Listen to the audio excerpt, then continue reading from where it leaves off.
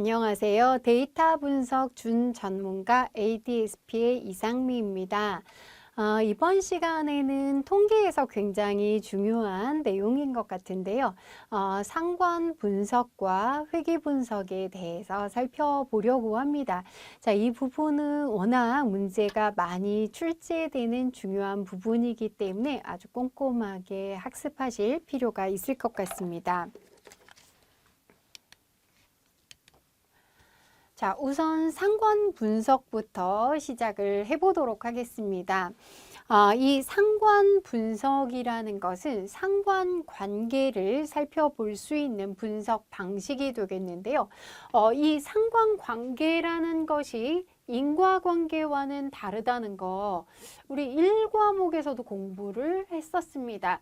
이 인과관계라는 것은 원인과 결과를 의미하는 것이고 상관관계라는 것은 그냥 관계성을 가지는 것을 의미하죠. 그래서 집합으로 따졌을 때는 상관관계가 굉장히 크고요.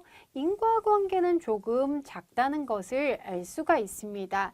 그래서 상관관계는 한 변수가 변화함에 따라서 다른 변수가 어떻게 변화할까? 그러면 하나의 변수가 증가할 때 다른 변수는 함께 증가할 수도 있고 또는 반대로 감소할 수도 있고 어떤 경우에는 전혀 관계가 없을 수도 있습니다. 자, 이것에 대한 강도와 방향을 따지는 것이 상관관계라고 볼 수가 있습니다. 그래서 상관관계를 파악할 수 있는 방식이 있는데 계산할 수 있는 방식이 크게 공분산과 상관계수가 있습니다. 그럼 공분산부터 보시면 공분산은 코베리언스라고 합니다. 영문으로도 좀 기억을 하셔야 되겠고요. 이 코베리언스를 구하는 공식은 이렇게 되는데요. x-뮤x라고 있습니다. 그러니까 x에서 x의 평균값을 뺀다는 것이죠. 그럼 이것은 x의 편차라고 볼 수 있고요.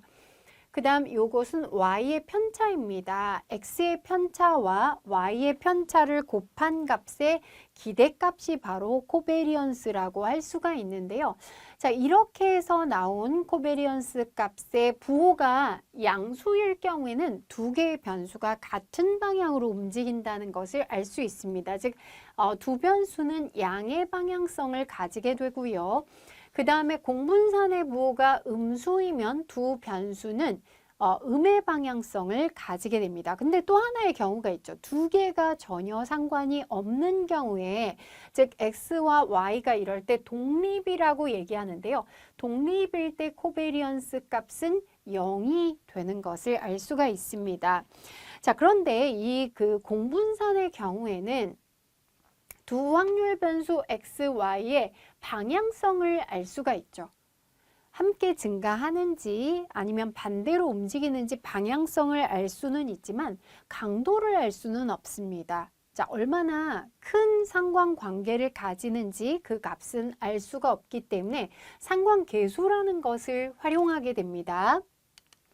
자, 그러면 상관계수라는 것은 correlation coefficient라고 합니다. 그래서 공분산은 코베리언스, 그 다음에 상관계수는 correlation이라고 얘기를 하는데요.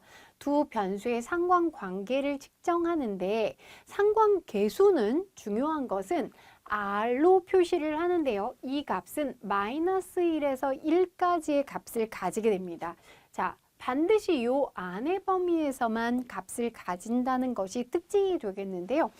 자, 그래서 경우들을 이렇게 나열을 해봤습니다. 즉, 이 상관계수라는 것은 다시 말하면 공분산을 표준화시켰다. -1에서 무조건 1 사이에만 분포하도록 표준화시켰다. 절대적인 크기의 영향을 받지 않는다는 것이죠.